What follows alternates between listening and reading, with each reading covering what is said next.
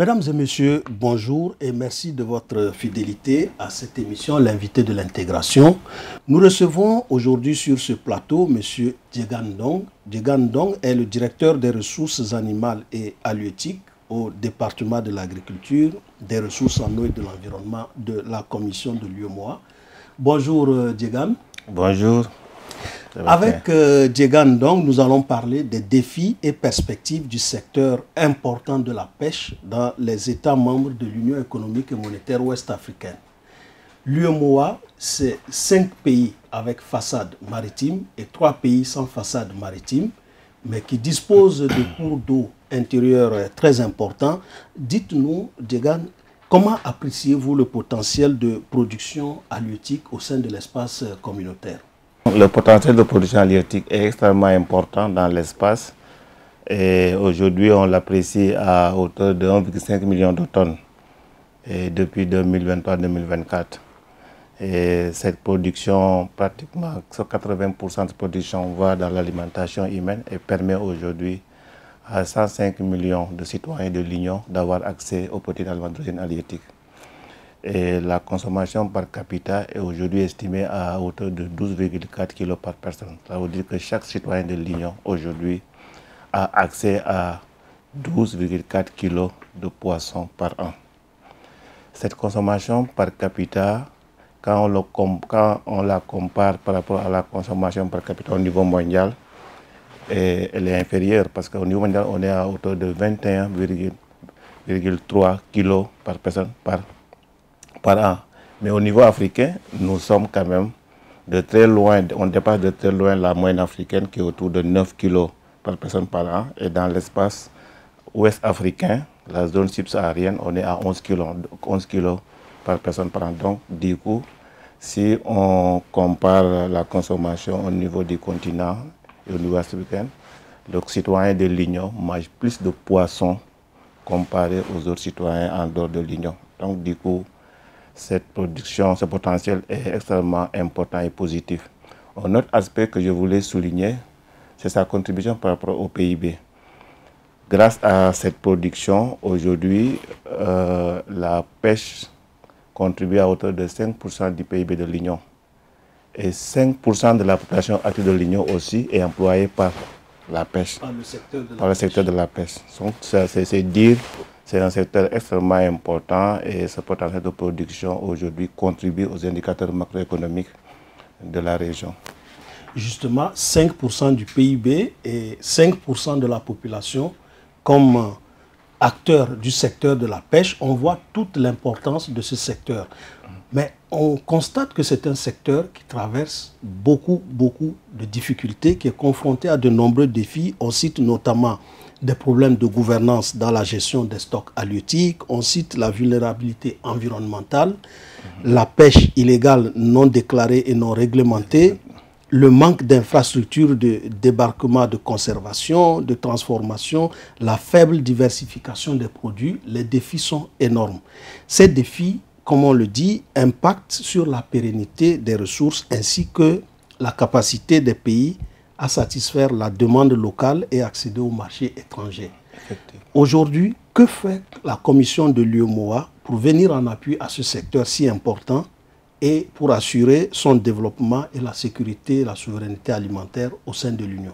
La commission a entrepris un certain nombre d'actions, d'activités, d'initiatives pour adresser ces différentes problématiques, ces différents défis.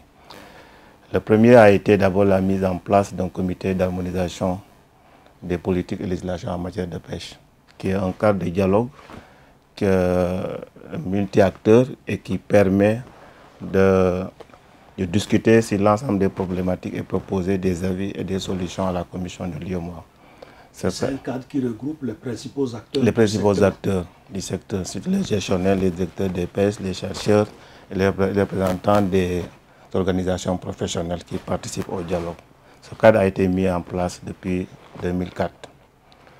Et après la mise en place de ce cadre, il y a un plan d'aménagement concerté qui avait été aussi adopté par un règlement.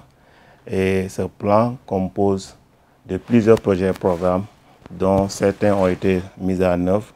Et je voudrais citer d'abord le premier programme d'harmonisation de législation qui a conduit à 2 textes majeurs. La directive numéro 3 instituant un régime commun de suivi, contrôle et surveillance des pêches dans les États membres, qui est le cadre communautaire permettant aux États d'adresser la problématique de la pêche INN, la pêche illicite, non déclarée, non réglementée. Oui. Cette directive a été adoptée en juin 2014. La seconde directive, c'est la directive numéro 4 portant un régime commun de gestion durable des ressources halieutiques au sein des États membres de l'UEMOA. Ce deuxième texte vient en complément à la première directive qui a été adoptée aussi en septembre 2014 et permet d'offrir aux États membres un cadre communautaire pour pouvoir adresser la problématique de la pêche INN, mais aussi la problématique de la gouvernance de la pêche de façon globale. Après ces 2 cadres communautaires, il était attendu de la Commission aussi de prendre des textes complémentaires.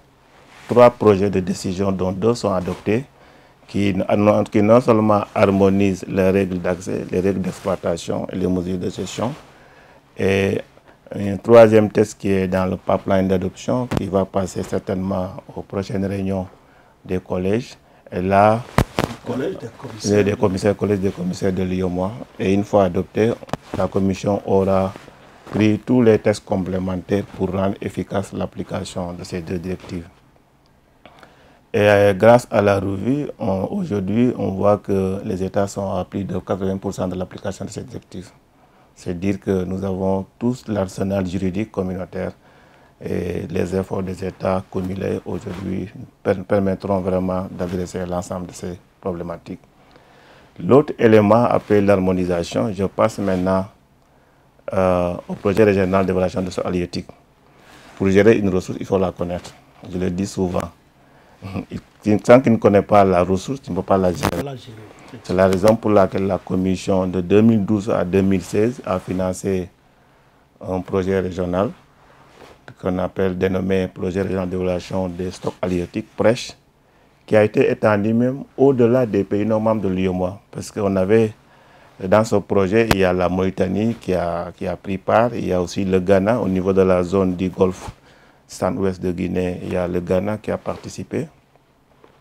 Il y a aussi au niveau de la zone nord allant de la Mauritanie, comme je l'ai dit tantôt, au-delà de la Mauritanie, il y a la Gambie, il y a aussi la Guinée-Conakry qui ont pris part. C'est dire, comme le poisson ne connaît pas de frontières, on est obligé d'associer certains pays tiers à la dynamique de gestion de ressources partagées pour pouvoir appréhender toute la problématique.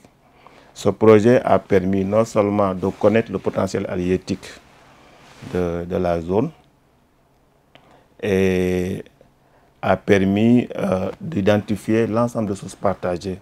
Parce qu'au-delà des ressources propres aux zones économiques exclusives dans lesquelles les pays ont une souveraineté entière, il y a les ressources partagées qui vont de part et d'autre des États et cela nécessite une gestion concertée, une action concertée et c'est grâce à ce projet que nous avons pu identifier l'ensemble des ressources partagées et les ressources non partagées. Après, en connaissant maintenant les ressources, il faut connaître ce qui est prélevé pour vous mettre dans la logique de la gestion. Je connais ma ressource à travers l'évaluation de stock halieutique. Il faut que je connaisse ce qui est prélevé. Et là, la Commission avait financé un autre programme qu'on appelle le programme de renforcement des capacités de collecte et de traitement des données statistiques qui a conduit au système d'information régionale des pêches, antérieur même au CIAR. Maintenant, tout est versé dans le CIAR, mais le CIRP a été mis en place bien avant. Ce système permet de connaître tout ce qui est prélevé des différents stocks halieutiques. Et avec les informations liées aux évaluations des stocks et ce qui est prélevé, les scientifiques peuvent modéliser pour connaître l'état de la ressource. Et durant ce processus, nous avons mis en place une équipe régionale de scientifiques formés avec une méthodologie harmonisée qui permet harmonisée dans l'évaluation et dans le traitement des données. Pour le système d'information régional des pêches aussi, nous avons mis en place une équipe chargée d'harmoniser, qui a permis d'harmoniser la méthode de collecte et de traitement des données. Donc ces deux systèmes sont complets et permettent aux scientifiques de modéliser et connaître l'état de la ressource. Maintenant, quelle est la conséquence quand on connaît l'état de la ressource? La ressource, quand on connaît l'état, ça te permet de savoir si elle est surexploitée, sous-exploitée ou moins exploitée. Il y a des indicateurs dont je peux citer deux, ce qu'on appelle le MSY. MSY, c'est le maximum sustainable yield, c'est le rendement durable de capture, c'est-à-dire c'est un rendement au-delà duquel la ressource s'effondre. Et l'autre maintenant, c'est ce qu'on appelle le PRI, c'est le point à partir duquel la ressource ne peut pas se renouveler. Donc, connaissant ces deux éléments avec l'effort de pêche, on peut connaître l'état de la ressource. Si la ressource est surexploitée, il faut des mesures de gestion. On a fait tous les acteurs par la situation, qu'est-ce qu'on doit faire ensemble? Parce que toutes les mesures doivent être le fruit d'un dialogue. Et c'est ce comité qui joue ce lieu de ce dialogue.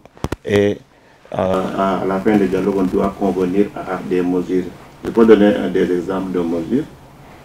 Nous, on est dans quelle situation? Dans une situation de surexploitation ou de sous-exploitation? Un tiers des stocks sont surexploités. Et nous, en relation avec le COPAS, c'est le comité des pêches du centre-est de l'Atlantique, qui est piloté par la FAO, nous participons, et tous nos États membres aussi prennent part. En 2019, la dernière évaluation, nous l'avons fait, je pense, en 2019, sur l'ensemble des ressources qu'on avait évaluées, 80% de son nombre était surexploité. Mais au niveau mondial, c'est un tiers. Donc c'est dire la gravité de la situation, et sur la base de ça, nous proposons aux États des mesures de gestion, notamment les gels des licences de pêche. Il y a des stocks, on demande à l'État il ne faut plus donner des licences pour permettre à la ressource de se régénérer. Il y a aussi les repos biologiques, je vois le Togo. J'ai vu son communiqué il y a 3 jours. Oui, il prévoit faire un repos biologique au mois de juillet. La Côte d'Ivoire aussi le fait régulièrement, le Sénégal. Donc, avec ces mesures de gestion, les États quand même mettent en place appliquent les mesures qui sont édictées à la suite du processus de dialogue à travers le comité consultatif. Alors, Diega, avec son plan stratégique 2025-2030, qu'on appelle Impact 2030, la commission de l'UEMOA met désormais l'accent sur une approche filière pour accélérer davantage le développement économique dans la sous-région. Quelle est, dans ce plan Impact 2030, la place accordée au secteur de la pêche? Une place très importante dans la mesure où on voit le programme sectoriel agro-industrie, dans lequel il y a 5 écosystèmes, dont l'écosystème protéine animale. L'écosystème protéine animale, il y a les 3 filières retenues, filière bétail-viande, filière aviculture et filière pêche et aquaculture. C'est dire l'importance que le plan accorde à la pêche et à l'aquaculture, dans l'amélioration, dans l'engagement communautaire, mais aussi dans la transformation structurelle des économies des États de l'Union. Donc la pêche est au cœur du processus et la pêche filière va nous permettre vraiment d'améliorer ce que nous sommes en train de faire. Quelles sont les perspectives attendues pour ce secteur vital qui est la pêche dans l'économie sous-régionale à l'horizon 2030, puisque c'est l'horizon fixé par le plan Impact 2030. Quelles sont les perspectives attendues du secteur vital de la pêche? Très positif dans la mesure où le plan a l'avantage, comme vous l'avez dit tantôt, de changer de paradigme avec une approche filière, approche chaîne de valeur. Et la valeur ajoutée de cette approche, c'est mobiliser l'ensemble des acteurs, notamment le secteur privé, autour d'une vision régionale partagée et qui va conduire à des engagements qu'on appelle le livre blanc et des programmes d'action spécifiques opérationnels appelés programmes régionaux filières. Donc du coup, le fait de pouvoir mobiliser l'ensemble des acteurs autour d'une vision régionale, c'est-à-dire voilà, nous voulons aller. Et une fois que cela est établi, on s'assoit autour d'une table, discuter sur les défis qu'on a identifiés tantôt et qu'est-ce qu'il faut faire pour pouvoir améliorer la compétitivité et les performances de la pêche et convenir à des engagements, que les parties prenantes s'engagent chacun ce qu'ils doivent faire pour pouvoir adresser les défis et aussi améliorer la contribution à la compétitivité. Je pense de l'économie. Je pense que tous ces aspects vont nous permettre d'avoir une filière plus performante, plus productive et capable de répondre vraiment aux besoins de nos économies et aux besoins aussi de nos populations. Et l'autre dimension qu'il faut noter et qui est nouvelle, parce que jusqu'ici on travaille en vase clos, c'est-à-dire la pêche travaille seule. Mais avec l'approche de l'approche filière de l'Impact 2030, il y aura au-delà de ce que les acteurs vont identifier comme actions prépondérantes à mettre en œuvre et les défis à relever, il y a ce qu'on appelle les actes support qui vont venir concourir à l'amélioration et à l'efficacité de la mise en œuvre.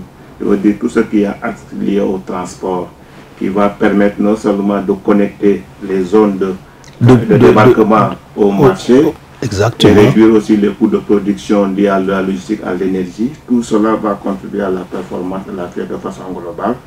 Et aussi l'autre axe qui est le développement humain, citoyenneté, qui va contribuer à apporter à la pêche une main-d'œuvre de qualité, un capital humain qualifié, et tout ce qu'il y a comme fondement lié à l'intégration, comme le marché commun, les politiques économiques, qui vont aussi créer le cadre pour la libre circulation des produits halieutiques. Tout cela va participer vraiment à la performance de la pêche de façon globale, toutes les chaînes de valeur de façon globale. Et plus généralement à la performance de l'économie sous-régionale. Tout à fait.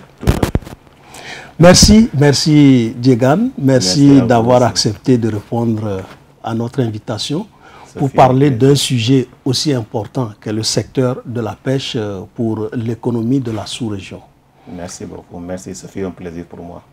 Merci. Cette émission est à présent terminée. Je rappelle que nous avons reçu sur ce plateau M. Diegan Ndong, qui est le directeur des ressources animales et halieutiques au département de l'agriculture, des ressources en eau et de l'environnement de la commission de l'UEMOA. Nous vous donnons rendez-vous pour un prochain numéro de l'invité de l'intégration.